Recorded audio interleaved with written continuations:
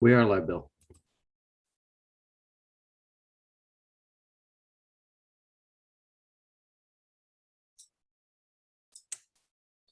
Thank you and good morning. I'd like to welcome everybody to this RSP event.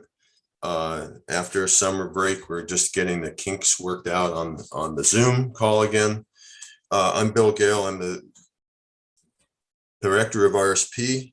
We have a lot going on this morning, so I want to cut pretty much right to the chase. I'm going to give you a quick summary of a book that RSP just put out about a month ago. And then we have 2 new papers and discussants of those papers to go through. And then we'll have a general discussion that will include questions from the audience. If you'd like to send in questions, use the hashtag future of retirement, all one word, in Twitter, or send an email to events@brookings.edu, and we will be delighted to discuss the question. Before I start, I want to say that the book that we published, as well as the 2 papers we're releasing today, most of the book and all of the 2 papers were funded by Arnold Ventures. We greatly appreciate that support, especially as it's continued over several years. So what I would like to do is present briefly the book that we just published, and let me load the slide. So our retirement event today is Building a Better Retirement System for All Americans. The book we published is called Wealth After Work. The subtitle is Innovative Reforms to Expand Retirement Security. And what you'll notice, it's not, we do not propose an entire revamping of the retirement system.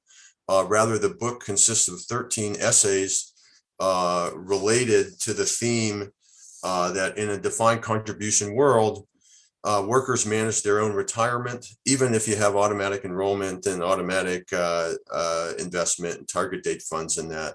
Workers are still responsible for ensuring their retirement. And there's been an enormous amount of discussion about automatic enrollment, automatic escalation of contributions, and those are very important components of what workers need. But in this book, we emphasize 3 other aspects of the retirement system that workers who are managing their own retirement need. One is simply access to retirement saving vehicles. The coverage rate is still lingers around half of the workforce with employer-sponsored pension or retirement plans. A second is simplicity. The number of options and the details of the options and the choice between those options can be stultifying even for a retirement expert. And the mind boggles to think how a person who's not a retirement expert has to deal with this. And lastly, as I mentioned, there's been a lot of emphasis on generating balances, on saving money, on investing. There's been much less attention paid so far to how the money comes out, the decumulation strategy. And that's important because you can save the right amount your whole life, and then you can mess it up by taking it out in the wrong way. You can mess up your retirement. So you need to be able to complete the retirement strategy with these decumulation options or vehicles. And the basic idea we've had in the back of our head the whole time is this little bit hackneyed, but you'll get the point. You don't need to be a mechanic to be able to drive a car. And we feel like you shouldn't need to be a financial expert just to navigate the retirement system, that people are owed a retirement system that they can navigate and manage. So the book is divided into 3 sections. The first section describes background and context, and we focus on 3 issues: millennials, generational gaps, and the situation that women face in retirement. And we have the authors listed here, the various papers. But in this age of Twitter, I think managed to summarize each paper in less than 280 characters. In fact, I think less than old Twitter, which is 140 characters. But anyway, with the millennials, we show that they have more human capital than earlier generations at the same age, but they have lower financial net worth than earlier generations. So you've heard this in other forms. We say that millennials have more student debt and are less likely to own homes than prior generations at the same age. That's the bad news. The good news is they have more human capital and less mortgage debt. So these things are related, and the millennials in some ways are doing better than prior generations. In many ways, they're doing worse than earlier generations. Second, we look at generational gaps. We find that older generations are progressively wealthier, younger generations are progressively poorer. So a 65-year-old today has more wealth than a 65-year-old 10 years ago, who had more wealth than a 65-year-old 10 years before that, and the opposite for 35-year-olds. We have a paper on the particular issues that women face in retirement. There's been a lot of focus on widowhood. Women are often outlive their spouses, and that's correct. But in this piece, we focus on disparities in the labor market and how they translate into disparities in retirement. So if women earn less, if they have more interruptions to their labor market career and so on, that translates directly into retirement benefits. And so the solution for the disparities in retirement is not just a retirement issue, it's a life cycle labor force issue. The second section of the book is four papers that look at access and look at navigating the retirement system. We present a case for dashboards, which would be a way to organize, simplify, and hopefully improve the choices that people make. We have a paper on the special situation of contingent workers and propose a single provider system to be able to follow them, so one account follows them as they move back and forth between contingent and non-contingent jobs, or from one contingent job to another. Gary Koenig, Jason Fichtner, and I have an article that aims to delay the date at which people start claiming Social Security with a program called the START benefits, where people are save over the course of their working lives. The government and employer pitches in as well, and this little nest egg allows them to delay the time that they start getting Social Security benefits, which boosts their annual benefits. Finally, there are a number of papers on state retirement saving plans, which have become an important locus of retirement saving activity because of federal inaction on the auto IRA idea. And the states have sort of filled the vacuum, and a number of states have begun to implement automatic IRAs. The last section of the book focuses on converting retirement wealth into retirement income. These are the accumulation strategies we've talked about, I mentioned earlier.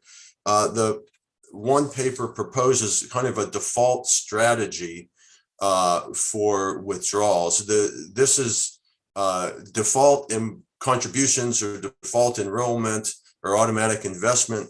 Those are pretty easy decisions to make. Defaults for withdrawals are difficult because, for example, if you annuitize somebody automatically, that's an irreversible choice. So in this default strategy, we have a flexible, but we think secure balance between a managed payout fund, a longevity annuity, which would not kick in until say 80 or 85, and an emergency account to deal with short-term emergencies, or frankly, to deal with variations that people want in their age consumption profile in retirement. A second paper is kind of an exhaustive treatment of ways to increase annuitization from 401k plans. We know that 401ks are very good for many people in accumulating wealth, but the annuitization, the withdrawal strategies are not as well developed. And this paper goes through a number of options. And finally, my favorite paper in the whole book is on tontines. This is not a French pastry. This is a financial instrument that existed 300 years ago, 400 years ago, and may be coming back. It's a way of pooling resources. That's not an annuity. It's a group of people that get together, and when people die, they forfeit their claim into the pool. So there's potential to use tontine-like instruments as a retirement savings vehicle, and this paper talks through those options. So those are the themes we've been focusing on over the last couple of years at RSP. And I think the two main things to think about this is, one, these are ideas that work within the system. We're not trying to overthrow the retirement system and replace it with something else. We're trying to make a complex system with a lot of partners in it work better. And these papers are policy proposals. They are concrete ideas that can make DC plans work better. We're not just talking about theory, we're talking about specific proposals. I'm fairly certain that every paper in this book has specific proposals to make things work better. So that is your thumbnail sketch of our book. I encourage you to take a look, and we'll be talking about some of these issues later in the discussion, I'm sure.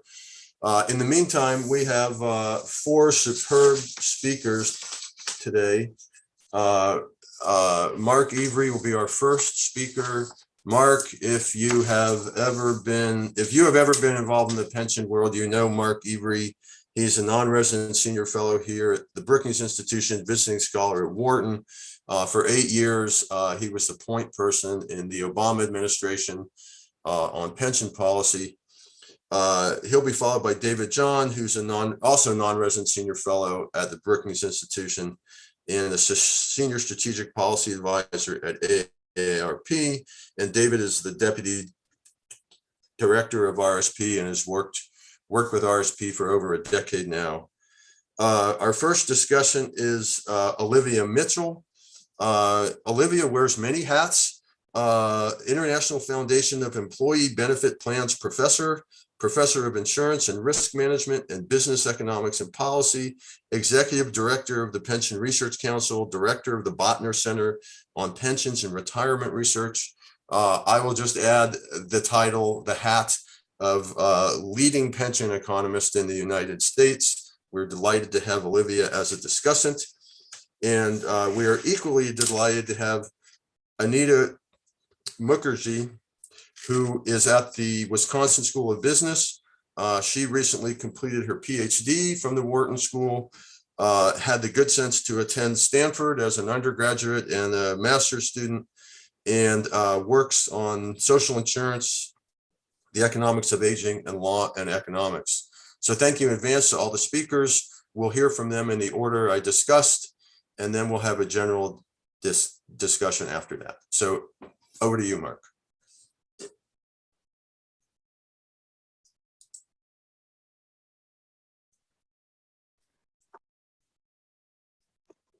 Well, thank you.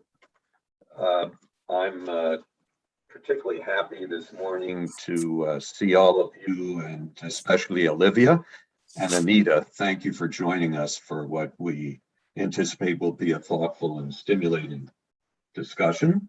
The paper that I'll be summarizing, which is co-authored by 4 of us, Chris Pulliam, David, Bill, and me, it takes a look at collective defined contribution plan designs and their potential uses. Our purpose here is to look beyond the conventional defined benefit and defined contribution designs, and if we could advance the slide, to explore a richer and more nuanced array of strategies that are being developed to seek a more optimal sharing of financial risks between employers and individuals, including risk pooling among employees and among retirees. Next slide, please. As we know, In the typical DB plan, defined benefit plan, workers are automatically covered. Employers guarantee and pre-fund benefits, make investment choices, bear the risks that the funding costs will increase due to low asset returns or increased longevity. The benefits are usually based on wages and tenure with the plan sponsor. And DBs are required to offer guaranteed retirement income for the lifetime of the participant and any spouse, although commonly many of them pay lump sum cash outs instead. DB participants don't have to decide about or face risks associated with enrolling, the contribution level, the investment allocation, portfolio rebalancing. Essentially, they decide only when to claim benefits and in what form, and they benefit from pooled and professionally managed investments that meet fiduciary standards. DBs have their drawbacks, of course, including commonly backloaded benefit accumulation patterns that tend to concentrate benefits on the limited percentage of people who spend most of their career with the plan sponsor and retire from it, with much smaller benefits to those who experience interrupted careers, as a lot of women do, or frequent job changes. Private sector DBs also involve underfunding risk, though mitigated by Pension Benefit Guaranty Corporation insurance, and inflation risk, as well as limited portability of benefits. For employers, the pension guarantee, a defining feature of DB plans, involves a major drawback as well, that is, large funding obligations that can change unpredictably and can wreak havoc on corporate balance sheets. DBs are also complex and often seen as underappreciated by employees. A new slide. These employer concerns have largely driven the shift in the US from DB pension plans to not so much DC plans, as people often say, but rather individual retirement saving accounts, mostly 401ks and IRAs. That is, from pensions, lifetime income that employers fund, provide, and guarantee, to saving by individuals. But of course, employers' flight from DBs to 401ks and IRAs is a de-risking for the employer, which transfers the financial risks to the individual workers. It's not a de-risking for them, most of whom are ill-equipped to manage those risks. This sort of well-known steady decline in defined benefit sponsorship has resulted also from the shrinking of the unionized and manufacturing sectors where DBs have been common, the expansion of women's participation in the labor force, and rising DB costs as life expectancy and the ratio of retirees to active workers has increased. Next slide, please. By contrast, DC plans have an individual account for each participant, as we all know, that bases benefits on contributions and investment returns, so employees bear the investment risk. Of course, the prevalent DC plan in the US is a very particular kind of DC, namely the 401k. 401k sponsors avoid investment and longevity risks. They typically have significantly lower and more stable funding costs than DBs. They're simpler to administer. The employer matching contributions are more stable because they're relatively predictable, and they can be cut or suspended if the employer wants to prospectively. Finally, most employees have been successfully encouraged to prefer 401ks to DBs, not so much older employees approaching retirement, but younger and mid-career people. And for a lot of people, the appeal of owning a growing account balance seems to outweigh the less tangible long-term promise of post-retirement income that's framed by a DB plan. The 401ks are more accessible, more portable than DBs during hardships and job changes. So while 401ks have become the dominant retirement vehicle in our country, they were essentially do-it-yourself plans, leaving participants to decide when to participate, whether to participate, how much to contribute, how to invest, and so forth. New slide, please. Starting the late 1990s, policymakers at Treasury launched a strategy to encourage transformation of the 401k into a more automated pension-like 401k 2.0, essentially restoring some DB-like features to 401ks. And in a fully automated 401k, enrollment, steady contribution increases, diversified investments, and rollovers of small balances upon a job change all occur automatically, unless the participant overrides the automatic settings. But 401k participants generally miss out on the additional pooling that's available in DBs, often face retail pricing of fees, they still bear investment risk, and they usually get less employer funding than DBs. They typically get lump sum payouts without regular retirement income or longevity pooling. Next slide, please. So the question is whether collective defined contribution plans can build on the strengths of automatic or automated 401ks while addressing their drawbacks, offering a way to rethink the sharing of risk and pooling of risk. And we think that they might. Collective defined contribution plans and similar hybrid pension formats were developed in the Netherlands and Canada, where they're often called defined ambition plans or shared risk plans. They're also in Denmark, and they're receiving very serious consideration in the United Kingdom. In addition, these collective DCs and their variants are sometimes referred to as money purchase plans in the UK and in the US, target benefit, variable DB, etc., including US counterparts and close parallels. The collective defined contribution plan lets the employer avoid that defined benefit funding volatility and costs, as well as investment risk, while providing savers and retirees DB-like benefits and features that reduce and better manage financial risks for individuals compared to 401k plans. Instead of the 401k's individual accounts, participant-directed investing, and typical lump sum payouts, collective DCs provide DB-style pooling of contributions and investment earnings with professional investment management, and target, though they don't guarantee, a future monthly benefit payment for life, sharing longevity risk among participants. Let's go to the next slide, please. It's common for employers and employees to contribute to a collective DC, and as in DBs, employees generally do not have a full-on 401k style individual account, although contributions by and on behalf of them are tracked and reported to them.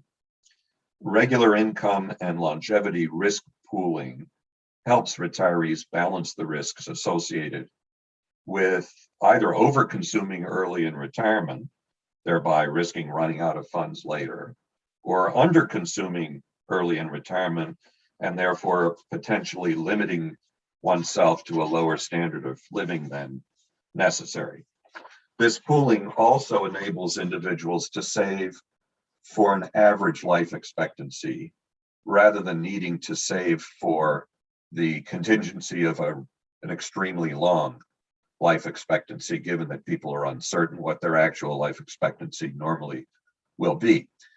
Because collective DCs pool investment risk and longevity risk without guaranteeing benefit amounts, they can provide lifetime income without the regulatory, marketing, and profit margin costs of commercial annuities. Pooled professional investing also reduces administrative fees, expands access to a wider range of asset classes, including those that might offer an illiquidity premium like infrastructure, help spread risks over time and across workers, including routine asset volatility and sequence of return risks and timing risks that are associated with an individual having to liquidate assets from her account at a particular time. Some collective DCs, for example, will accumulate reserve funds from surplus returns in good markets to buffer losses during down markets.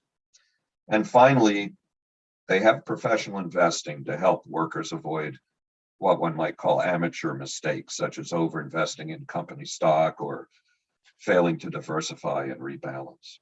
By company stock, I mean employer stock, of course. Next slide. For employers, a drawback of collective DCs is that they're less flexible than, say, profit sharing or 401ks in terms of employers' ability to reduce or suspend their contributions.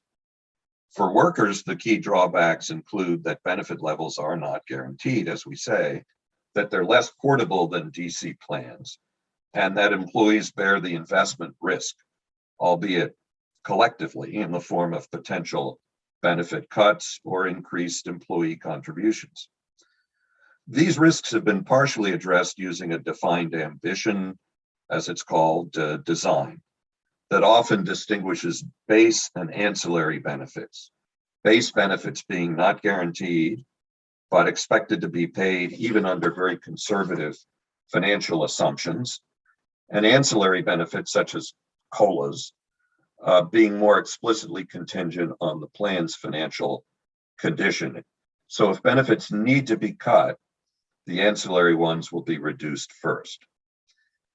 Compared to a conventional 401k, collective DCs provide pooled investment and longevity risk protection.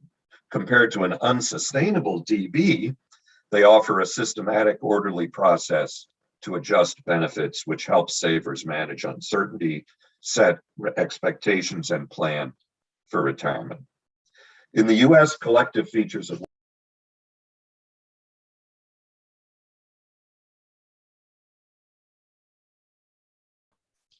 Mark, you're muted.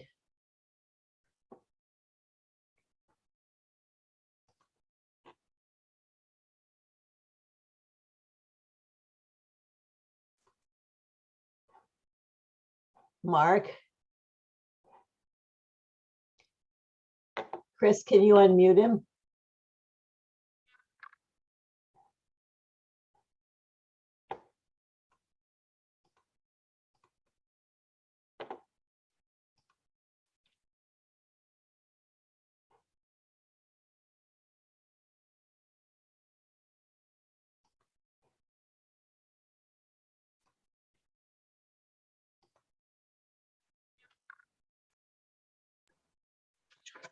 I've been asked to unmute. It's coming rather late in my presentation. I appreciate the thought. Gene Kalwowski and Jim Holland at Chiron, Sandy Matheson at Maine PERS have been particularly creative in developing or implementing variable DB or variable benefit plans in the US. Some of these designs, such as Local Government Employees Plan in Maine, combine DB and collective DC features by providing DB style benefit formulas that guarantee a DB benefit as a base and target a higher variable benefit depending on investment performance. They seek to limit employers' funding cost by designing the base benefit, albeit guaranteed, to be manageable in amount and use conservative funding assumptions to minimize the risk of underfunding. Alternatively, the base could be variable rather than guaranteed, as we mentioned earlier. These variable DBs or CDCs are employer funded, but might have employee contributions. They define targeted benefits in a DB-like manner. They invest professionally and collectively without employee involvement, and they pool longevity risk to provide lifetime income. Next slide, please. While collective DC and similar plan designs have made inroads into pension systems in the US and several other countries, their prospects for playing a larger constructive role depend on their ability to meet several challenges. First, can participants understand and ultimately accept the variable nature of specific targeted benefits that are not guaranteed. The Dutch experience provides a certain warning.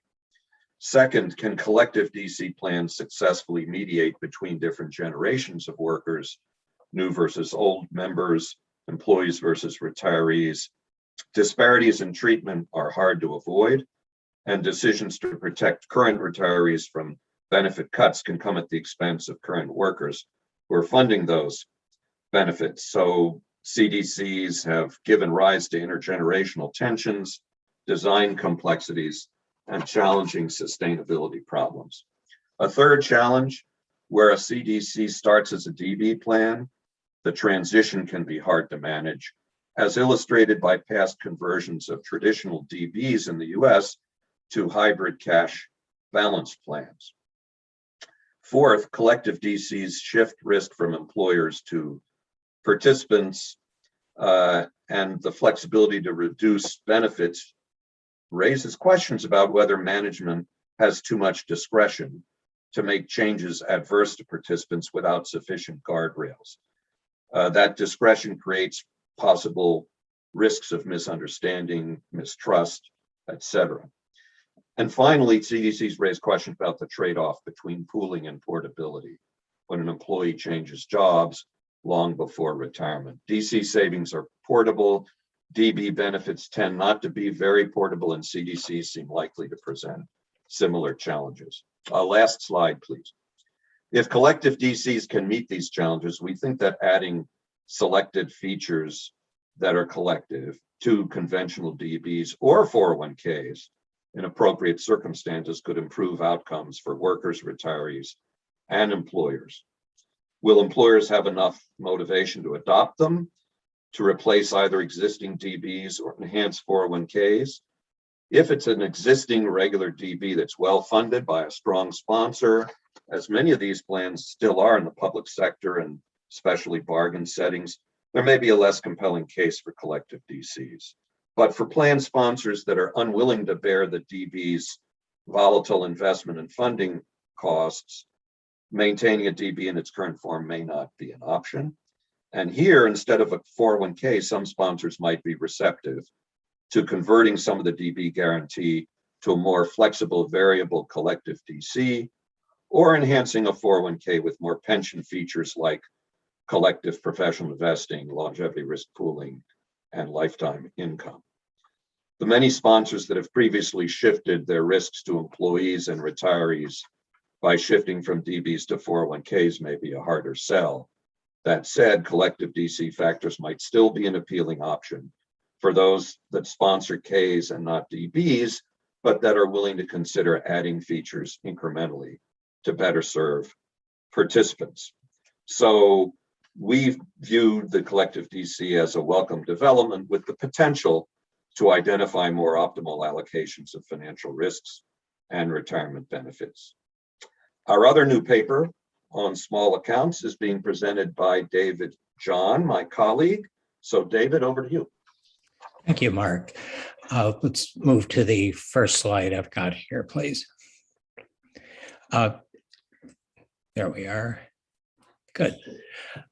Small accounts are an inevitable feature of any DC retirement system, and this is especially true in a case where there is automatic enrollment or mandatory participation, or in cases, especially where you have an employer-provided system where each employer has its own plan and program and starts its own account.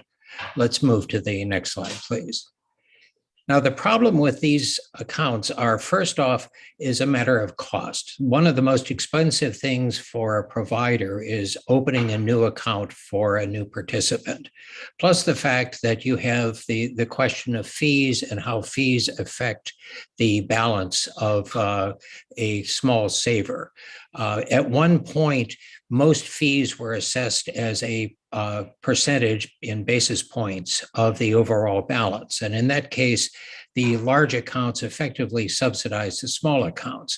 But as the fee, and in particular the record-keeping fee, has been broken out as a separate item, that has the potential to reduce balances. As you'll see in the slide, the average record-keeping fee in 2017 median actually was about $59, and that can have a substantial effect on a small account, but not much of an effect on a much larger account. Second, small accounts are much more likely to be taken out early before retirement, most often due to job change. And in many cases, this is due to the fact that when a worker leaves a position, the HR department asks them, well, what do you want to do with your retirement balance? Shall we just give you a check? Third, small accounts can be rolled into an IRA if the participant does not specify some other location. There are rules as to what an employer can do for a leaving participant. And in the event that a balance, and especially a smaller balance, is rolled into an IRA where the participant has not given any sort of an instruction, it's about 10 times more likely to be abandoned. So basically, the savings go to and are lost. And last but not least, and this is sort of logical, most smaller balances are typically held by minority savers, younger savers, and lower income savers. So now the question is, what can we do about this? How can we reduce the prevalence of small accounts in a DC retirement system? We have 5 proposals. We'll go through them one at a time. Next slide, please. The first one, and this is actually only a partial list, this is a factor of how much space one has in a slide. The actual paper itself has a few more of these items, is let's make it easier to consolidate an account. I can testify from personal experience that it can be very difficult, even for those of us who work in this field full time, to move a savings balance from one employer to another. So among these ways to ease the consolidation of accounts, one is to require qualified DC plans to accept rollovers. At the moment, that's at the discretion of the plan sponsor. Second is to allow Roth IRAs to be rolled into qualified plans. Again, that's not allowed at this point. Another is that small balances rolled in voluntarily into an IRA typically go into a sterile account that essentially is meeting the needs of inflation or the cost of inflation, but they aren't really growing. So if we allow them to be invested in the QDIA as they were before they were rolled over, this would enable the balances to continue to grow. And if they're found to be better used and provide more retirement income. Last, or next to the last, is there's a question. Currently, a plan sponsor only really needs to consider the amount that has been saved during that employment period and not the overall balance, which probably reflects previous employer balances. And last but not least, the whole question of auto portability. It would be so much easier if when I move from one job to another, if my account automatically followed me along. So that's now number one. And this is a rather crucial element, looking at some weaknesses of our current system and how to correct those. And again, there are more of those in the actual paper. Number two, let's move to the next slide, please, is how do we make it easier for especially low and moderate income workers to have larger balances? One that is has been an RSP priority for, about 15 to 20 years now, is to enhance the Savers Credit and to make the Savers Credit a refundable match that goes into the retirement account rather than being received by the individual and often consumed. The actual use use of the Savers credit is definitely suboptimal. Only a fairly small percentage of those who are actually eligible to take the Savers credit actually do so. One of the problems is that currently, in order to access the Savers credit, you have to use a 1040 form, which allows you to itemize deductions. And very few low or moderate income individuals actually use that form. So a rather crucial element is to allow this credit to be taken on all types of tax forms. Now, obviously, this builds balances while reducing costs for both the saver and the provider, but there's an important public policy element here too, because we know that if we could increase people's retirement income by just $1,000 a year, less than $100 a month, that this could save the states and the federal government several $billions that they currently have to spend for supporting retirees who don't have sufficient retirement income. Third, let's move to the next slide, please, is to establish a pensions dashboard. Now, this is covered in last year's paper, which is available in the book, which is available for holiday giving or any sorts of other types of presentations. A dashboard is something that is found in a number of European countries. It is being explored in the UK, and it's basically one area, one website usually, which includes an online registry where you can track your retirement benefits. It also often helps you to find your past retirement benefits, lost accounts, project future income, and in some cases, it can even make it very easy for an individual to actually combine their accounts into their current account. However, the dashboard, as many positive features that it actually has, requires the saver to proactively go to the site and actually perform the balance or perform the actions to combine the accounts. So let's move to the next slide, which is the next way of dealing with this, which is establishing default consolidation rules. This could either be done by a single consolidator, as is found in areas like Australia, or it could be simply a series of rules as found in certain other countries. And in this case, unless the saver decides otherwise, the past accounts would be automatically consolidated into their current account or another account that they choose. Essentially the lost balances were thereby being recouped. Now, the one caveat here, especially in the American system, is that in order to do that, there has to be some sort of a notice, because in many cases, the individual either has a different account because of tax reasons, or they may have the account for a separate account for various other reasons, such as a very low administrative fee or something along that line.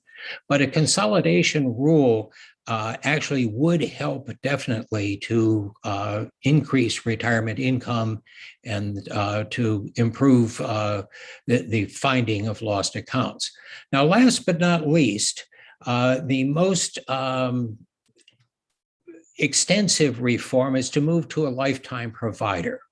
Now, in this case, the individual has one account. This is found, as Bill mentioned, in a paper that he and I did in the book, one account that moves with the worker from job to job. And as we envision it, this would be regardless of the type of employment. So this would be both for full and part-time traditional employees, as well as contingent workers of the various types. An account that moves with you from job to job reduces leakage and eliminates the cost of setting up a new account each time you move to a new job, for the simple reason that you no longer have the question, what do you want to do with your retirement? It's going to follow you from place to place automatically. We envision this as the funds would go into a default investment choice unless the saver chooses a different one. And just like an individual can change banks at any time, you can move from one provider to another. So this allows the individual both to save their balances and also to, over time, as they get more experience with investing and the like, to make changes that best meet their needs. Now, the caveat here is that this is a rather serious change from the existing US system. Australia is in the process of moving to a type of lifetime provider account. They call it a stapled account that would follow you from place to place. But moving to such a system in the US would require a fair amount of adjustments and changes. It becomes less of a problem if we move to a system where an employer is required to offer some sort of a retirement savings benefit and the like. One of the things that Bill and I have proposed in the paper is that this could be done voluntarily. So if an individual chooses to have an account that moves with them from job to job, that would be one way of starting the process. So that's the second paper here. And we are now going to move to Olivia Mitchell, the first of our discussants. Thanks. Thank you very much. And without further ado, let me just start by expressing my deep appreciation to the Brookings Institution and also to Bill Gale for being the point person all these years for the Retirement Saving Project. It's been a really very influential, very creative, and very informative set of activities. And also I appreciate the opportunity to reread the book as well as these two papers. And I have some general comments. I'm going to share my slides here and see if we can get this launched. Of course, now that I want to do it, there we go. Okay, so without further ado, I am from the Wharton School. I run the Pension Research Council. And I've been working on pensions for, well, 40 years, more or less, as it turns out. And so it's always great to have some new ideas in the mix. So now I have about 15 minutes and I have to discuss 15 papers. There's 13 chapters in the book, plus 2 additional. So I've collected my overall comments into 3 general areas. And I'm sure that we'll have more opportunity to interact during the Q&A. So first, the facts. In terms of the facts, I think we mostly agree on the stock take. That is the assessment of where we are today in the US retirement system, what's working slightly better, what's working slightly worse. But there's some things that I think the authors know about, but they don't emphasize either in the book or in the 2 new papers. And I abbreviate the authors by GIJ, Gail, Ivry, and John, not G.I. Joe. So the first point I would like to make is that we all know Social Security is the 100-ton gorilla in the room. Not only the benefits, but also the taxes that are involved when we think about retirement. And so in assessing retirement preparedness, I think we do have to at least pay more than lip service about the role of Social Security. On top of that, Medicare and benefits as well as taxes, because increasingly these programs are becoming more expensive when we assess how well we're doing in terms of retirement wealth. Many people I know have retired only to wake up and hit their head saying, oh, I didn't realize my Social Security and pension benefits are going to be taxed by the state and in some cases by the federal government. We also see a rise in income taxes and means testing of retiree benefits. And these are driving decisions and will drive them ever more powerfully in the future. That is, how much do you want to accumulate in your tax qualified retirement account versus outside? What about the role of required minimum distributions and penalties to the extent that they come back? So all of these, I think, need to be modeled more explicitly in your next book and your next set of papers on retirement preparedness. Also, we know that many vulnerable among the elderly are hoping to get SSDI, SSI, Medicaid, and these too are also means tested and income tested. And so these factors, I think, make retirement not just a difficult decision, pretty much a darn well impossible decision for people that are really trying to integrate it. So my takeaway is that I actually don't know for sure whether the book and the stock take is overstating saving shortfalls or understating saving shortfalls. I believe that we're probably understating saving shortfalls because of what I have on the next slide. In particular, the fact that Social Security, Medicare, and the disability insurance programs are facing nearer term insolvency. It looks like within the next 10 years, depending on who you look at. And this, I think, again, needs to be seen as the appropriate backdrop for a proper assessment of how to reinvent the US retirement system. On top of this, I know economists are always the dismal scientists, right? On top of this, we have the reality that many economists believe there's going to be a very low set of capital market returns for the long term. Now, some of the NBER researchers have suggested that after past pandemics, that returns were low for 40 years. I hope that's not true with this pandemic that we faced, but it is very troubling to think that our children and our grandchildren won't be able to earn the kinds of rates of return that we were fortunate, speaking as a baby boomer, to be able to benefit from, meaning that we could save a little bit less and benefit by earning more on our savings than will be true for the next generations. The evidence is also suggesting that longevity will keep rising post-COVID. Obviously, we know there have been some very severe hits to raise mortality rates, especially among Blacks and Hispanics.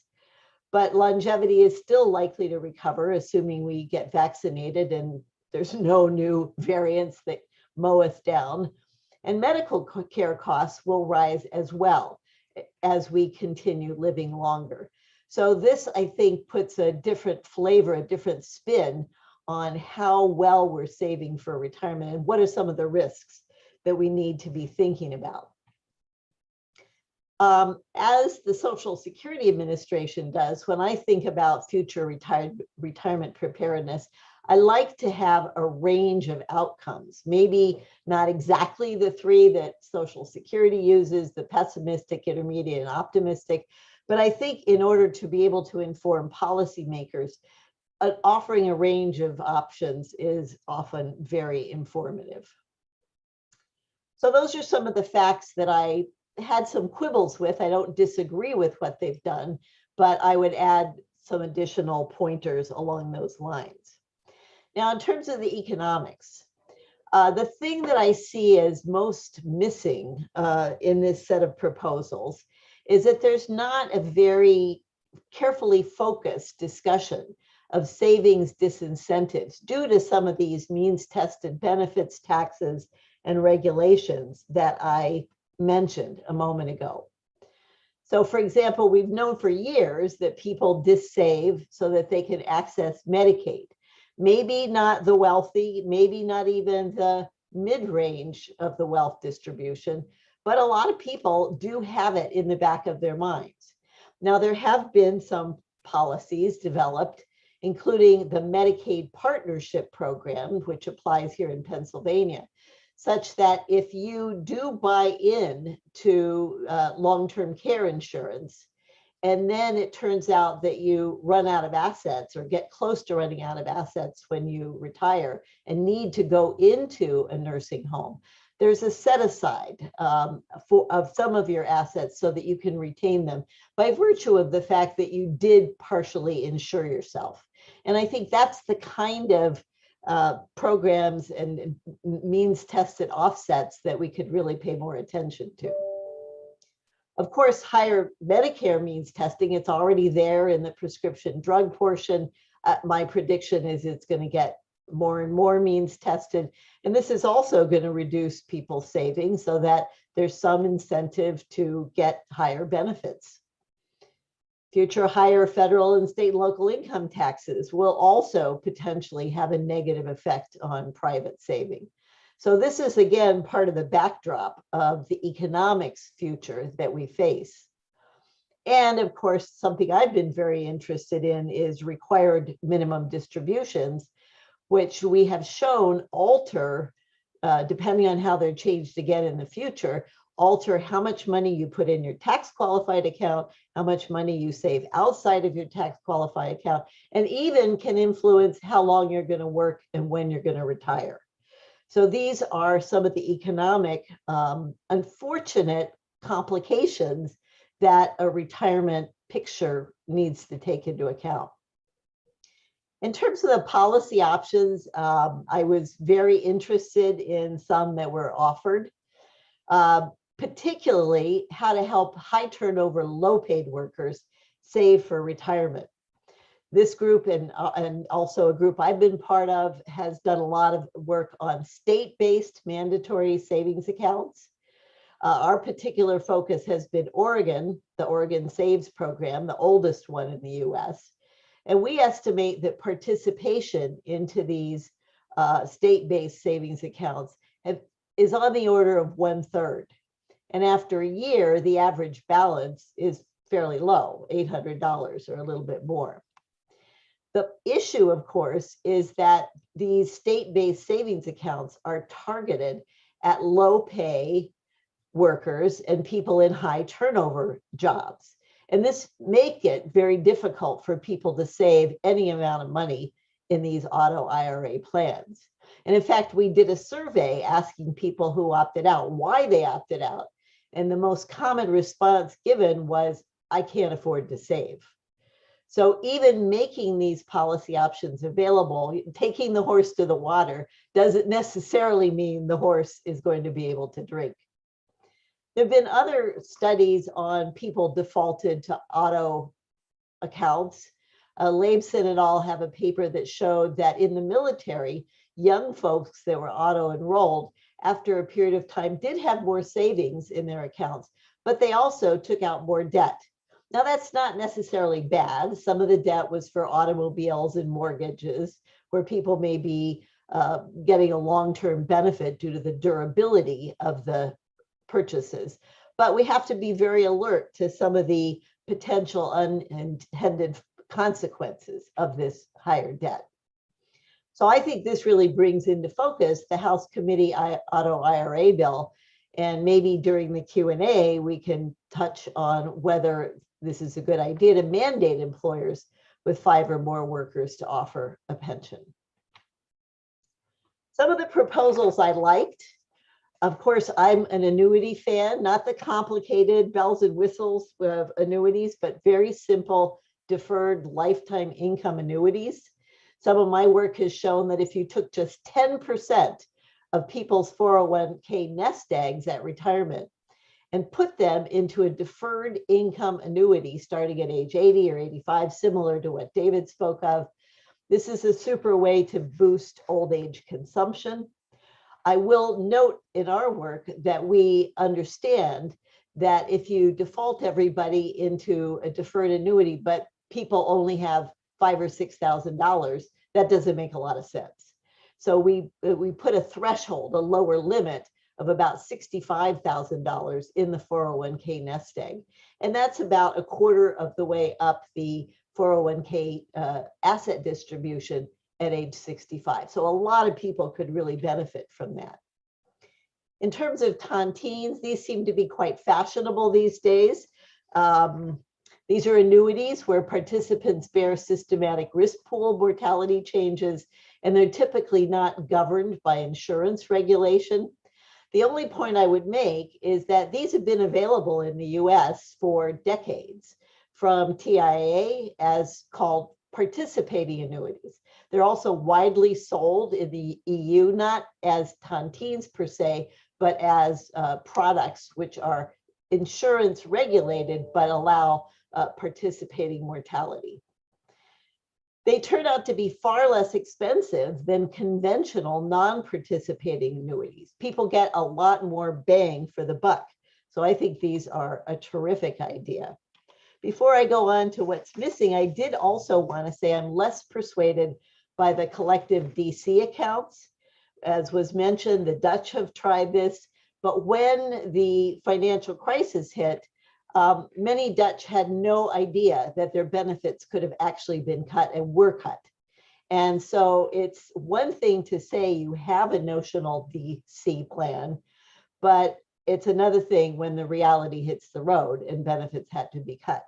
The Japanese also had something they call the macroeconomic slide. It was an adjustment to try to cut benefits when times were bad, boost benefits when times were good.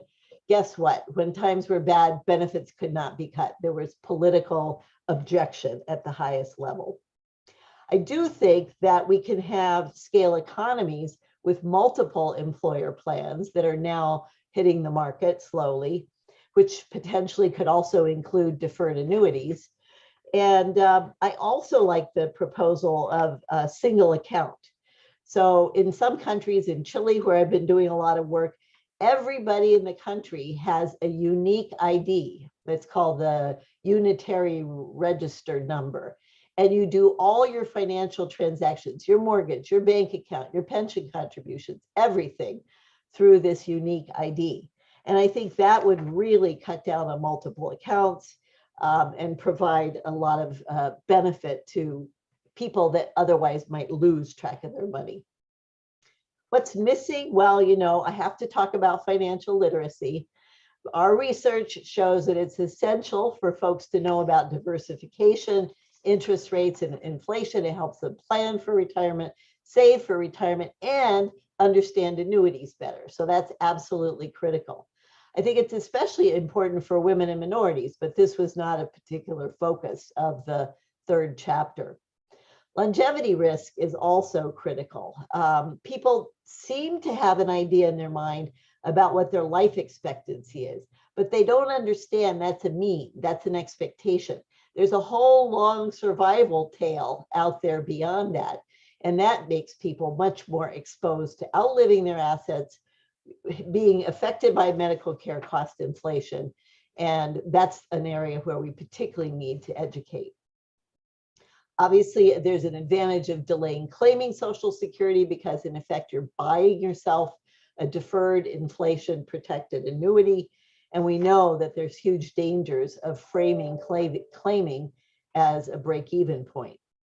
One of the issues I would raise with the authors is that I worry that this dashboard might be important and useful, but unless consumers understand what they're looking at, unless they can make the translation from my $100,000 in my retirement account and what that means in terms of lifetime income, it's potentially not going to be very useful to financially illiterate customers. And guaranteeing retirement accounts is another area I take issue with. The costs in the book are old. The chapters were written a while ago. It's much more expensive in the current low rate environment. So for example, our calculations show that a money back guarantee at retirement now costs 36% of each contribution over a 42-year work period. How many people really want guarantees given this, I think, fairly extraordinary cost?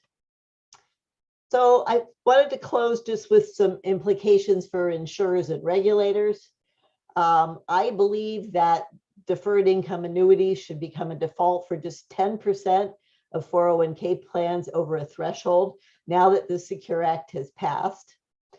I think there's really something to be said for getting financial advisors to integrate DC payouts with overall retirement plans so that people can delay claiming later. I also think we should get rid of the Social Security age 70 max and give people actuarially fair enhancements for delaying claiming further. It's not just self-interested, but I think it would really change the nature of the discussion where people are encouraged to retire early versus encouraged to continue working. I think we should also raise the early entitlement age for Social Security, since SSDI, the disability program, is there for the truly disabled, and we don't need to encourage people to quit if longevity is going to continue increasing. And just a small plug for reverse mortgages, which are ways that people can help pay for their own retirement by extracting equity from their homes. I think that could be a very important development in the post-COVID environment. So just to conclude, this is always a great joy to talk about this research. It's some wonderfully creative thinking that we've seen here, great value. Keep up the good work. And just in case anybody wants more books or papers, you can download them for free from the Pension Research Council. And I also had just some references here in case anybody wanted to follow up on any of these. So with that, let me turn it over to Anita, and she's going to offer her thoughts. Right. Well, thank you for having me here. Let me just share this. So I'm humbled to be here today at Brookings, seeing all the names that are in my literature review as co-panelists. So really, I've been learning a lot, and I appreciate the discussion.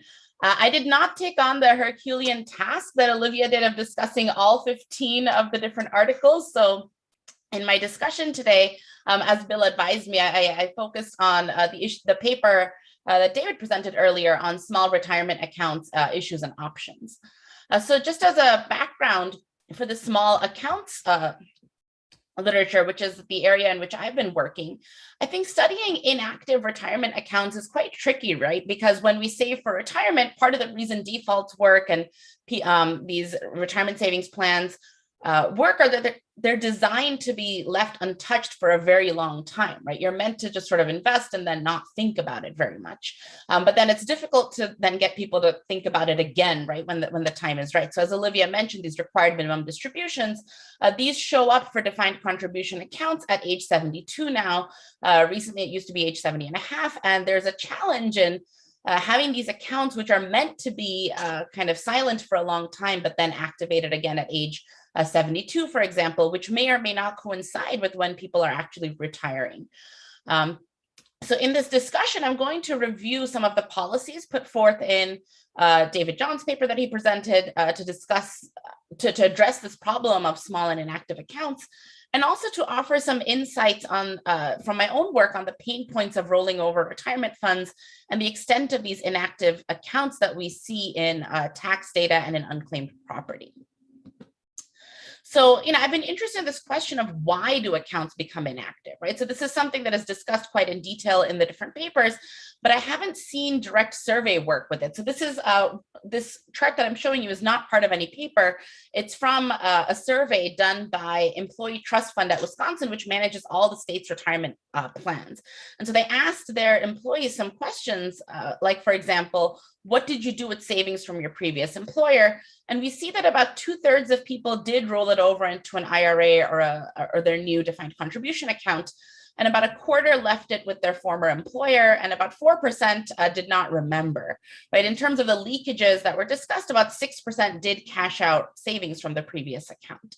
But of this 1/4 that leave it with the former employer, when we ask, or when this firm asked the follow-up question of why did you leave it with the former employer, I found it quite striking that the majority say it's because it was the easiest thing to do, right? And so here, I think it highlights this role, and again, the challenge that defaults play in this setting, where by default, you may leave funds behind, but again, defaults, because they're not very salient, may trigger inactivity later in life. The respondents for this firm also said they don't know how to roll over funds, or they don't know that rollover was an option. I think coinciding with some of these comments on financial literacy that Olivia mentioned, right? So you might be able to make it easier and give people more time to roll over funds, but if people are not fully aware of how to do that, or they don't even know this is a thing that people do, especially those most vulnerable, it may be challenging to have some of these policy solutions work without complementary efforts and lots of financial education, basically. So here, just a summary of some of the suggestions put forth in the paper. I like this phrase of easily lost and drained early small retirement accounts, right? So first, the suggestion was to consolidate accounts basically by increasing the rollover time and improving some of the features of auto rollover accounts. Second was to improve savers credit, basically to replace a non-refundable credit on a tax return with a refundable credit given as a savings match. The idea is that this would encourage savings. Third, to create a national retirement dashboard to help people keep track of and consolidate accounts. And also, interestingly, I found in the chapter or in the paper to seek financial advice. This is something that I had not initially realized was part of the dashboard that was being envisioned, but I think it's quite useful potentially to have financial advice integrated into this dashboard. And I was wondering what types of financial advice or in what form it may come in that dashboard. Fourth was to create this national default consolidator, basically to help people roll over accounts and limit the temptation to cash out because it's the easier option to do. A challenge here that the authors acknowledge is that some accounts are better kept separated, right? Not all accounts can be rolled over together, and some accounts that feature better balance growth are better kept alone than consolidating into a default option. And fifth, it was to offer a voluntary single account per worker, just like we heard today that there are in other countries, this lifetime provider policy, which it sounds like the main goal is to raise the balances in these accounts by aggregating all the savings growth, which would avoid some of the fees that come specifically with small balance accounts. So one question when we think about, these easily lost and drained early accounts is, how big is this problem of inactive accounts to begin with? This is something that I have been very interested in working with colleagues using US tax data on. So just to share some information, and this is all from traditional IRAs, inactivity is quite prevalent. 3% of 73-year-olds we estimate missed required minimum distributions in 2017. There's a separate question of what does it really mean to miss them, right? Maybe you claim them later. There's a penalty that's not always enforced for missing these distributions.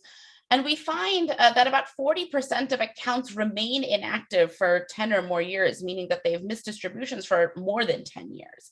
So to me, this is quite a problem. It's not just these people who are delaying for a couple of years, but it's really many, many years.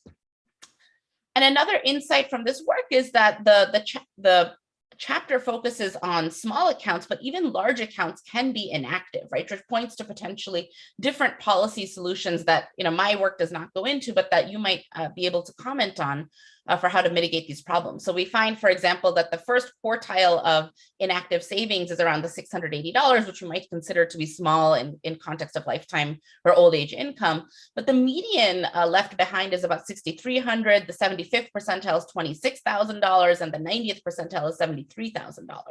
So I think this this distribution of inactive IRA values begs some policy intervention for why are people leaving behind these very large amounts. Like maybe they want to bequeath all of it, and we've done some work to try and think about that, but it seems that a lot of these are just inactive, maybe because people never knew about them or they were forgotten in some way.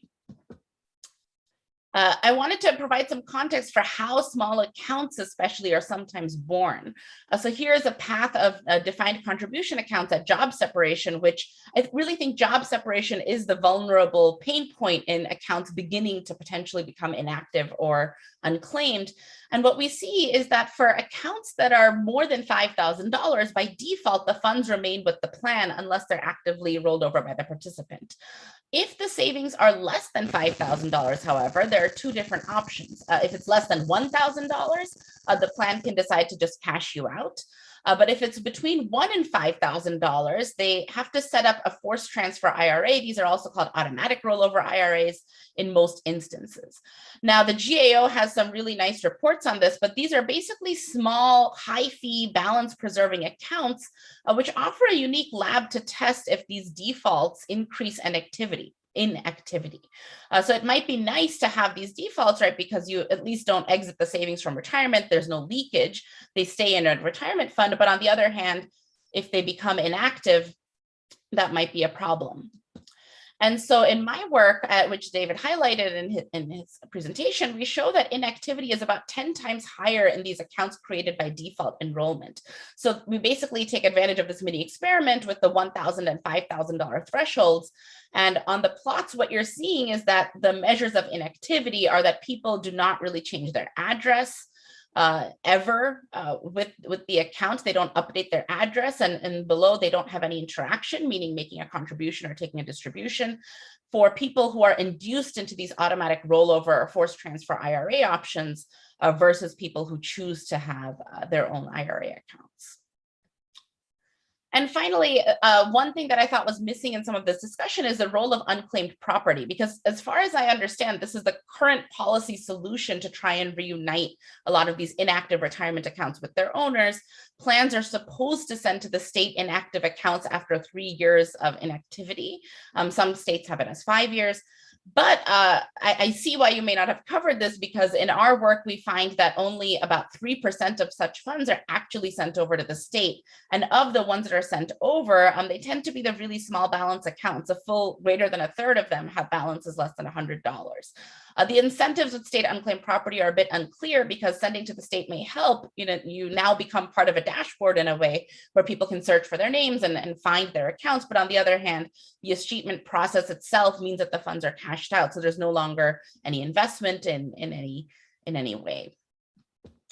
So just some kind of summary of reactions based on my own work and this wonderful paper on small and inactive accounts is that inactivity is a major challenge, because we almost need to rethink how we engage with these savings, because many times they're advertised and considered as intendedly inactive, right? People say set it and forget it, or something like you just should put away money for retirement and never think about it again. And I think that challenge behaviorally is a big one, especially when retirement doesn't coincide with when these distributions need to be taken. Existing solutions by state property portals are unlikely to make a big dent, but it might be interesting to offer some discussion about it, just because they are the current policy system. So should we maybe not have plans as cheat? Like, the rule is on the books, and even I don't fully understand why plans don't send them. I think because it's not enforced, but some more discussion of these imperfect policy options that are currently in place would be helpful, at least to me. I think we need to think carefully about defaults with small balances. This is something that was covered nicely in the article. I think these small balance accounts that are created by default are more vulnerable to inactivity. And just with recent trends where people now have an average of 12 jobs per lifetime, means more and more of these small accounts will be created and potentially littered across the IRA and universe.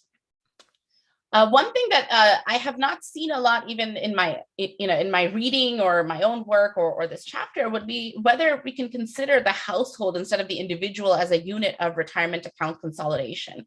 From my reading, there's some evidence that widows, for example, are just unaware of benefits, like these very large balance accounts that are left behind. And I don't have particular thoughts on that. I think it would be useful, because I think many times people financially plan as a household, but a lot of these solutions that are put forth in the chapter and that are put forth in policy really focus on the individual and not the household. And I think the book, The Wealth After Work, I really enjoyed reading, because it offers insights on aspects of all of the above, especially on retirement dashboards. And for example, when we think about the household effect, the effects on women and other demographics that might particularly benefit from thinking about retirement as more of a household problem than an individual problem. So I'll pause, I'll stop here and hand over, I think, back to Bill to lead some discussion. Thank you for listening. All right. Thank you, everyone. Special thanks to Olivia and Anita for very helpful, constructive, thoughtful comments. Let me remind listeners to send questions to hashtag future of retirement or events at brookings.edu. I want to go big with this first question. We have always emphasized that we're trying to work within this system and make the system work better than it does. We acknowledge that it's complicated. Olivia showed that it's even more complicated than we let on. And Anita drilled down deep in this lost accounts and showed that that's even more complicated. So the question for the panel is, first, are we just barking up the wrong tree? Should we be thinking scratch the system and start over, or should we be continuing to try to kind of build contraptions onto this Rube Goldberg retirement system that we have? Mark, why don't we start with you? Okay. Would you like me to be on mute or off mute, Bill? So I would stay the course, I think, in our approach, that there's a lot of good in this system, and that the glass is at least half full. We've accumulated the largest pool of investment capital in history. We have helped tens of millions of middle income households to supplement, as you put it very aptly, Olivia, to supplement the foundation of Social Security and through the private pension system. And our focus has been, Olivia, to look at the private pension system in particular, and to acknowledge Social Security as a bedrock. Happily, we have a really good piece in the book that Bill and Jason wrote about Social Security, but mostly we have just made that allocation choice in terms of our time and effort that we focus on the private pension system in most of our work. So I think we're on the right track. That, I think that there's a kind of range of aspirations, if you will. We're a kind of defined ambition group, and we've defined our ambition in more than one way. We have ideas that are bold and sweeping that really would make a lot of changes in the system. And one of them is the one that's working its way through Congress right now, automatic enrollment in IRAs for that whole third or more of the workforce that has no access to plans. Many of our other proposals are very specific, kind of Swiss watchmaker changes to the system that would actually do a lot of good, but are much more micro than macro. Hey, add in here, we're also dealing with reality, or political reality. I mean, when it comes right down to it, all of us could have developed a better retirement system. The US retirement system really wasn't set up as anything other than ad hoc developments over the years. There's never really been an overall discussion of, well, why did we do this and how do we do that?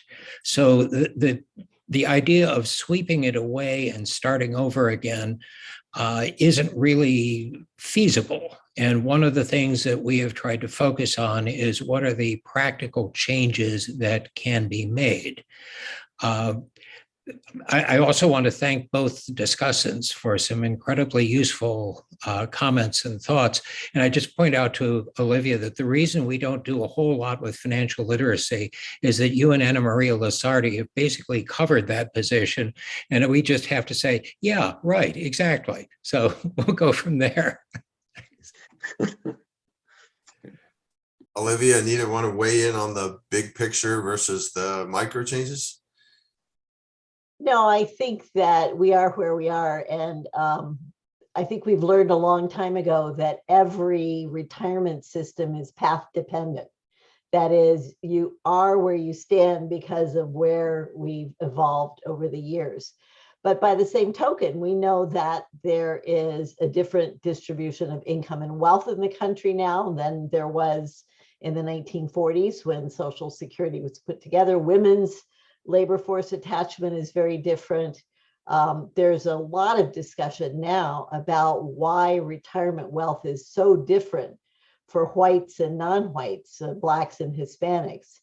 And I think that's probably one of the most important questions we have to focus on in the future as we think about how some of these changes that you propose might help ameliorate that situation. Good. Anita, let me turn to you. There's the Retirement Saving Lost and Found Act of 2021, which is, I guess, working its way through Congress right now. To what extent would that address the concerns you've raised or help resolve any of the issues that we were just discussing about lost accounts? Yeah, so this policy would create a dashboard of the type that is proposed in the David paper, or all of your paper. But I think because it's limited to lost and inactive accounts, I worry how much traction it's going to have, right? It's not all accounts. You at least still have to know to look in that database. You still have to face some frictions in accessing those funds. But I think it will at least raise awareness by having one place to search for missing accounts. I think the closest analogy might be with state unclaimed property databases, which already do some of this. And we see that most of those are not very effective. There's some states that do a really nice job, but so I worry a little bit. I think it's useful. It's a step in the right direction, but it seems like more of a unified unclaimed property database than a real big change of the type that you propose in your work. You mentioned dashboards. We've gotten a couple of questions about how they would work. David, could you give us a little more detail on that? Well, one of the elements that's rather crucial is that it would include, as we envision it, financial literacy data, and in a way that individuals could access and understand. And we've even discussed the concept of helping people to find financial advisors who could help them and who are essentially working for the benefit of the saver rather than for the benefit of their own income. So that's a rather crucial element. It would include, depending on how it's structured, search tools to help find past accounts, a way to put all of your retirement accounts that you found so far into one picture. And ideally, we'd like to do this in a way so that you also have your projected retirement or Social Security benefits. So you have one picture of here is what I have along with an income projection. So here is how I can plan to deal with the future going forward. We think that this, again, has tremendous potential in our existing system, which is so fragmented anyway. It's a way of bringing together information and giving people an unbiased look at where they stand and where they can go from this point forward. And I would just add, if I may, that that point that you all made earlier about a person needing to know what to do with that account balance or what the account balance means in terms of income replacement in retirement, we strongly agree with. And that's why David's pointing out that even the income projection itself, that function is part of the dashboard as we conceive of it. And the dashboard, in a way, is a little bit of a paradigm or an example of our response to the big picture question, Bill, that you led off with. You know, we're taking the world as we see it, as we have it, Olivia, as you say. We're trying to trace out both the more incremental changes and the more aspirational changes, recognizing that the politics get more and more difficult as you get more macro and more aspirational. But, you know, I think that's a really good way to work. And, you know, we like the idea that, you know, we start with what is most feasible, what might get enacted within the next few years, or done by regulations or by best practices in the industry. And then we go to the broader, more aspirational goals to the extent that there might be, you know, a political opportunity to achieve them, or to the extent that talking about those might better direct our more micro efforts. So if I could interject a related question. So I believe the Labor Department has just required defined contribution plan sponsors Right. to provide a retirement income illustration to participants. So what's your assessment of how well this is going to work? Will it change behavior? Is there any hope or worry that when people see how little retirement income they're going to have, that they'll freak out? Olivia, I've always worried that that was the case, but felt that we needed to balance that concern against the really critical financial literacy benefit, if you will, of understanding better how to translate your account into a flow of retirement income. I think that the Labor Department could do better, and they're well aware of this issue. They've gotten lots of comments from many of us, and I think you and I have discussed this in the past.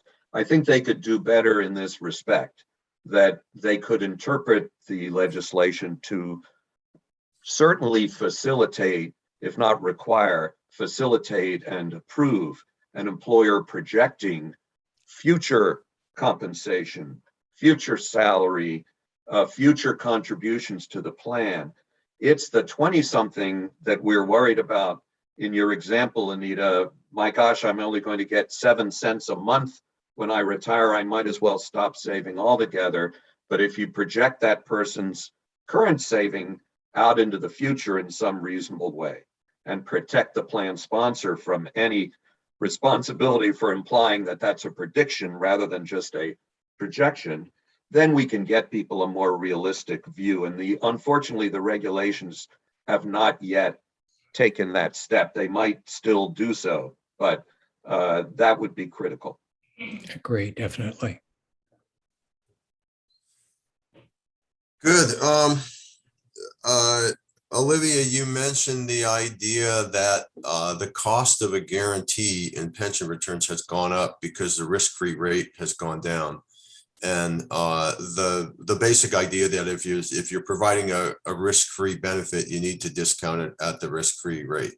And that makes perfect sense to me. There's, of course, a big debate in the pension literature about that. But if you're welcome to comment on that debate generally, but in particular, I wanted to ask you, doesn't that apply to defined benefit plans too, which provide guaranteed benefits? And is the low interest rate scenario we're living in, the low risk-free rate scenario we're living in, is that going to be the death knell for DB plans? Well, as you know, defined benefit plans in the private sector have headed south for several decades now. And in the UK, I understand there's no large active functioning defined benefit plans anymore. So yes, the consistent projected low returns are hurting funding. That those are also raising required contributions on the employer's part and making it more expensive to obtain PBGC insurance. So I'm not very optimistic on those fronts at all. Now, in the state and local sector, of course, federal legislation doesn't touch them in terms of their funding and their insurance. So many state and local governments have been allowed to continue using, I think, way artificially high discount rates. And so there have been a lot of reports in the press recently about how great state and local plans are doing. But, you know, if you can earn 45% one year, guess what? You can lose 45% the next year. And so this whole move into riskier assets in the DB world, I think, is extremely problematic. But there again, we have a problem because those who hold the burden of last resort are taxpayers. In other words, if the city of Philadelphia can't get out of its hole where it's only 35% funded, and that's using a high discount rate, then all of us that live in the city or even on the outskirts will need to probably have to pay up, or else we'll have bigger holes in the pavement and fewer teachers and fewer police and firefighters. Olivia, if I may jump in, do you think that the collective defined contribution or variable DB, to use a synonym, a variable DB solution that, for example, the state of Maine has implemented for some of its government employees, or that some of the unions have been promoting, as we were discussing earlier. Do you think that's a potentially at least modest constructive step in the direction of getting those state and local DB plans better on a more sound, solvent footing, by at least taking some of the benefits, such as the COLAs, and making them explicitly variable, guaranteeing more core benefits? What's your take on that? Well, every state is different, as you know, and sometimes the COLA benefits are interpreted as being backed by the full faith and credit Right. of the state, sometimes not. Right. So the amount of wiggle room, I think, will really have to depend on the state. I remember for a time in California, they got rid of the COLA associated with the benefits for the public sector employees because it was not deemed to be full faith and credit guaranteed. There may be some wiggle room, but what I still worry about in terms of the collective DC is the enforceability of the contract across generations. That is, if my generation says, okay, we're going to impose a cost on the next generation if returns go down and stay down, but the next generation hasn't had a voice in that discussion and we can't enforce it on the next generation, I think it's highly speculative at best and probably not very functional. And you make a great point, and we pointed this out in our paper. As you saw, for example, the Dutch experience has been a very mixed bag, and they've run into that intergenerational problem, as you pointed out earlier, and now have moved to some degree away from the original concept of the defined ambition collective DC. They've moved toward the DC end of the spectrum, away from the DB style promise and guarantee. And that's pretty telling after 20 years of experience in a very sort of competent and thoughtful pension system. I guess the other point I would make is that, there's a lot of angst about insurance companies and high fees and so forth, but it is the business of insurance companies to pool mortality risk. And it's very unclear to me as to whether a particular union or a union and an employer together have the scale to do a good job pooling mortality risk and thereby providing annuities. So I would rather, maybe with better regulated insurers or what have you, but I would rather leave the longevity protection to the insurers and the saving to the financial sector and decouple what's going on across generations. That's very interesting, especially because we already have Social Security linking the generations. So it may be that in some very wide optimal portfolio sense, that function is already taken care of by Social Security, and that for diversification purposes, the private retirement system should do something different. I just mentioned that because collective DCs, sometimes you work on a topic and it makes you more favorable to it. Sometimes you work to make it less favorable. I think working on collective DCs made me less favorable toward them than when I had what I had thought at the beginning. But a topic that made me in which I became more favorable toward the idea was this idea of a lifetime provider that Olivia mentioned, that David mentioned.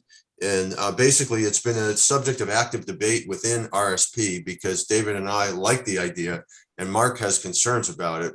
So I'd like to ask Olivia to say a little more about the experience in Chile that you mentioned, and then Mark to weigh in with your concerns about using the system in the US. The idea, basically, to remind people, is instead of switching from job to job and retirement account to retirement account, to just have one retirement account that follows the worker around from job to job or during periods of unemployment. So their rollovers would not be an issue. Consolidation would not be an issue. So after Olivia and Mark, Anita and David, if you have additional remarks you'd like to add, I find this a fascinating issue and would like to get it on the table. Well, of course, my first introduction to a lifetime provider was when I started teaching at Cornell a number of decades ago. And at that point, because I worked for the state system, I could have either picked the New York State defined benefit system or the TIA-CREF system. And I thought, well, I don't know where I'm going to be in 30, 40 years. And TIA-CREF is completely portable. It is the lifetime provider for most of us in the research and higher education environment. So I think it's fabulous. And you know, no matter where I work, no matter whether I remain at Penn or go somewhere else, I don't have to do anything. It's all taken care of for me. Now, of course, were I to leave and go work in the private sector for some other employer, then the question would be, you know, what would I do? But I think that the idea of having, in a sense, an industry / occupational wide provider has worked very well. Now, of course, over time, there's been more competition in the higher education sector, and Fidelity and Vanguard and others have come into the business. But once again, you can still remain with those providers over time. Now, in Chile, the deal is that everybody has a unique ID. And so you don't need to stay with one provider. You have to pick one provider at the moment you start working and contributing to the system. You can move to a different AFP if you wish, but and you can only be in a one at a time, but everything is maintained in terms of your unique ID. Not only that, but bank accounts, mortgages, car purchases, everything, every financial transaction happens at that level, which makes it wonderful for researchers who are interested in looking at things like what we're doing now. What happens when people withdraw from their pension accounts? They've been permitted to do it 3 times so far. Where do they put the money? Do they pay off debt? Do they save it? And the answer is a little bit of both. All right, Mark? Yeah, so I think in a sense, excuse me, I think in a sense we're looking at almost potentially 2 systems. One, the system of employer-sponsored plans in our private pension system that covers a majority, but not a very large majority of the workforce, and that I think is working, much less well than it could, but that is working well in many ways. And so one of my concerns is that we bifurcate a little bit and view the policies appropriate for the 90 or more million people covered by employer plans a little differently from the 55 or 60 million people who are not covered by employer plans and don't have access to employer plans. In a sense, our state auto IRAs and to some degree, the federal proposal, but particularly the state ones right now, are illustrating how a single account system could work very well, because we've got people moving from employer A to employer B. If both employers are participating in the state auto IRA system because they're not sponsoring an actual plan, the employer B contributes to the same IRA as employer A. And I think, all of us like that a lot and see that the advantage of that. On the other hand, for the people who are already covered, I think that could be very advantageous, but we ought to be careful in moving down that road, not to destroy the employer plan system and not to make it much less interesting for employers to continue to sponsor plans. Now, some want out, and if they want out, that's fine, that's their decision. Some employers would want a more limited involvement, but many employers have done so much good, including implementing our move to automatic enrollment in 401ks, including cross subsidization by eager savers in high tax brackets of reluctant savers who work in the lower paid jobs at the same employer. The non-discrimination rules in our system that really kind of try to guarantee that taxpayers get bang for their buck in our tax subsidy for private pensions. All of that works through the employer system. So I think that, racial minorities, Blacks, Hispanics, women, and lower paid people have done much better when they're in an employer plan. Problem, especially with auto enrollment, but so many are not eligible for an employer plan. So I think there's a lot of merit to this, but that it needs to be implemented in a way that is very careful and maybe much more limited in the employer plan universe, but more boldly in the universe of people who are not covered or eligible for an employer plan or who are very much on the margin of that. A lot more to be said about it, but I don't want to take any more time. So it's complicated.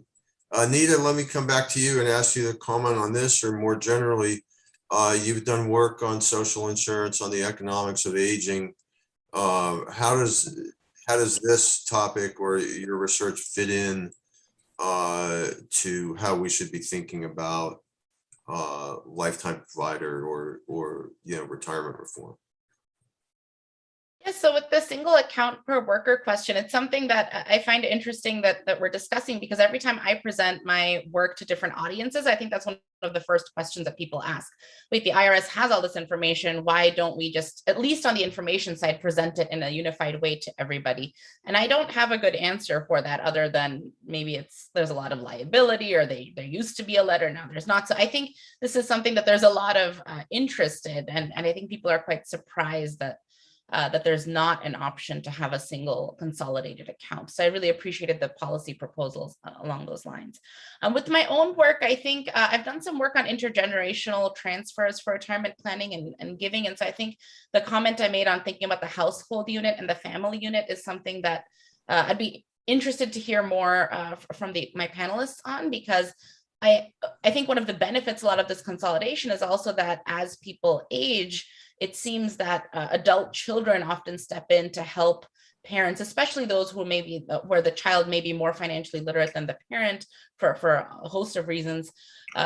It seems that enabling that child to help the parent would be useful. And so some of this information consolidation, or just retirement account actual fund consolidation, would be really helpful.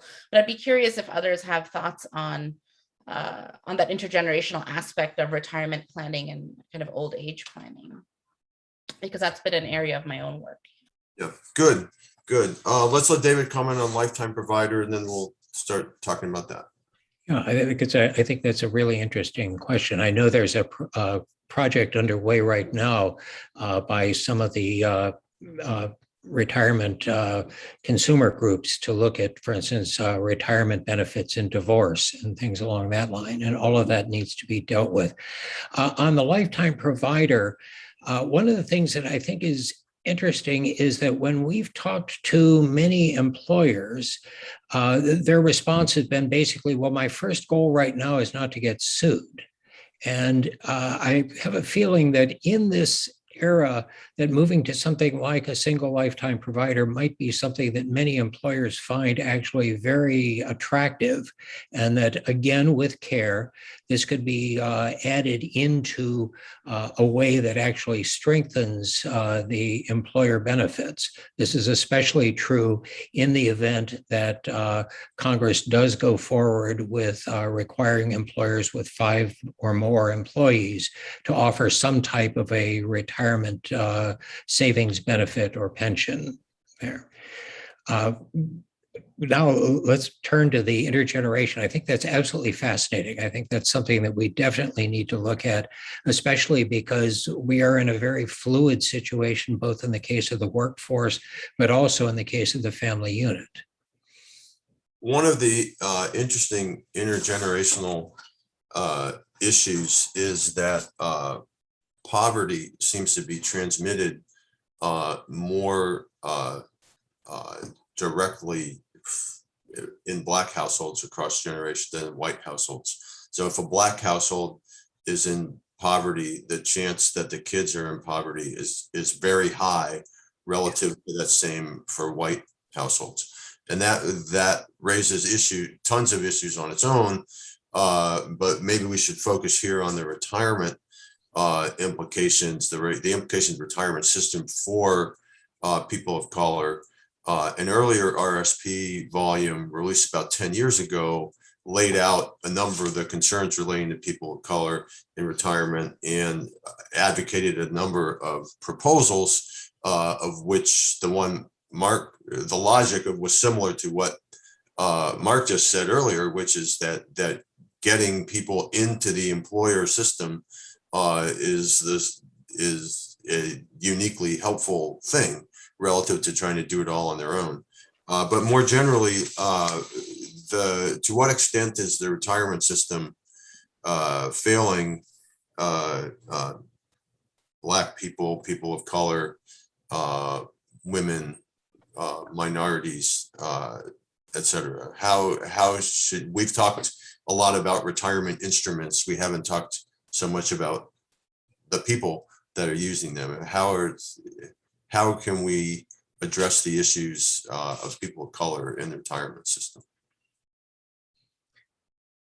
Let me start. First off, we know that in the developing household wealth, that retirement savings, retirement assets are second only to home ownership in helping to build household wealth.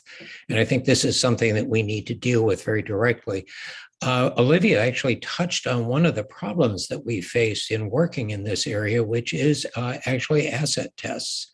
And the simple fact that an individual hypothetically in one of the auto IRA states could be building wealth through a retirement savings plan and then find that there is a means test that basically requires them to spend it down to get essential services. Now, a number of years ago, RSP and a variety of others helped to take the retirement assets out of what is now SNAP. And this is something that needs to be dealt with. And this could actually make it much easier for lower income and other households to actually build their wealth in retirement.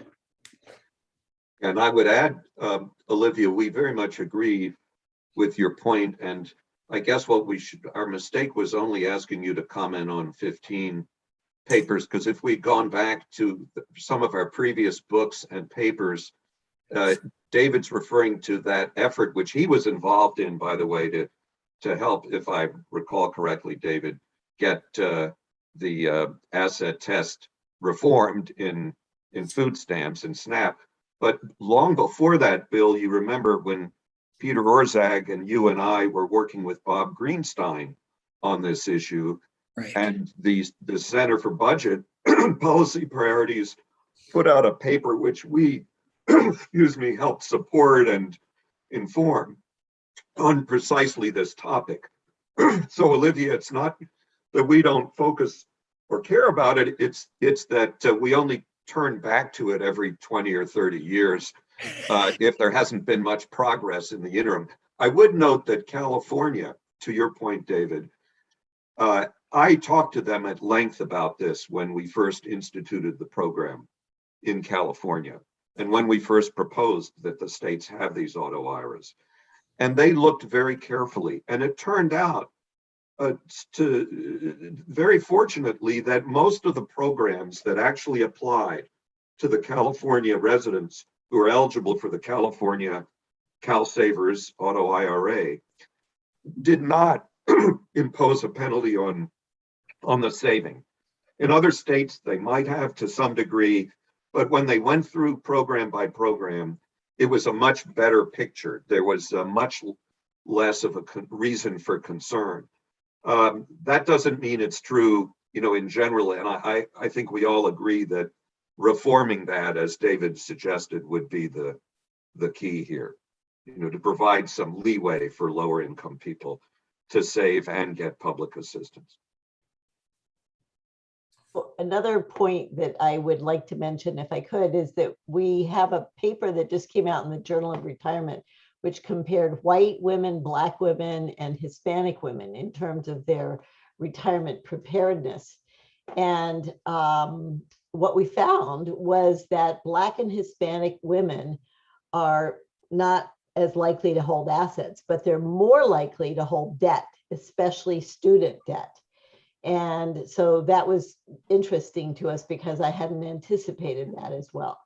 And then also Black and Hispanic women are more likely to engage in costly borrowing, like payday loans or overdrawing checking accounts, things like that, and not use the best techniques in terms of managing their credit. They tend to not pay their credit card accounts in full and so on. So I think all of this feeds into the question of why Black and Hispanic women get to retirement without as much savings. It's because there's a whole history of differential access and so forth that we have to keep in mind. Good point. Does that take you, Olivia? And I think I'm sure we've discussed this in the past, but big picture question of strategy. Do we work on financial wellness, on debt management, on avoiding high cost debt, on the financial literacy you need to know that credit card debt ought to be paid off every month or else you'll pay high interest rates, to know to avoid payday loans, et cetera, concurrently with promoting asset building? Yes. Which, I think most of us have always felt both at the same time, that the accumulation of assets while you work to help the people reduce and avoid high cost debt is an optimal strategy, that it helps change people's attitudes. It helps give them that sense of independence, of breaking out of the cycle of constantly being in debt, as you see some pile of your assets start to accumulate, the hope and maybe the greater resolve that it gives people to reduce their debt at the same time. Do you see it that way? I wish that the auto IRA programs could also embed or include some amount of financial literacy, because it's one thing to get people to default into saving $800 a year. But as soon as something untoward, COVID, for example, hits, or a hole in your roof or your car breaks down, then people are going to access the money.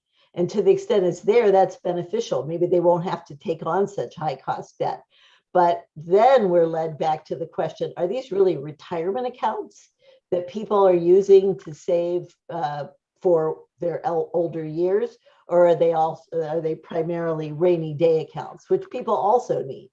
And so I think we have to put that on the table as well. Definitely agree. I think rainy day accounts or emergency savings accounts are definitely a position that we need to look at further. All right, thank you. We have 2 or 3 minutes left. I want to turn to Mark and David, who are the founders of the auto IRA idea that's been percolating through Congress. In general, there's been federal inaction on this for years, and as a result, the states have taken up the cause, and a number of states have successfully implemented auto IRAs. What happens if the dog catches the car? What happens if the federal government does implement auto IRAs?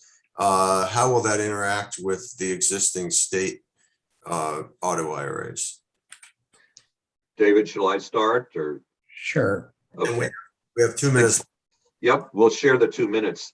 I'd say it's they coexist. The federal program is designed to be built on the shoulders of the state programs. The state programs have essentially piloted the auto IRA concept that David and I developed more than 15 years ago.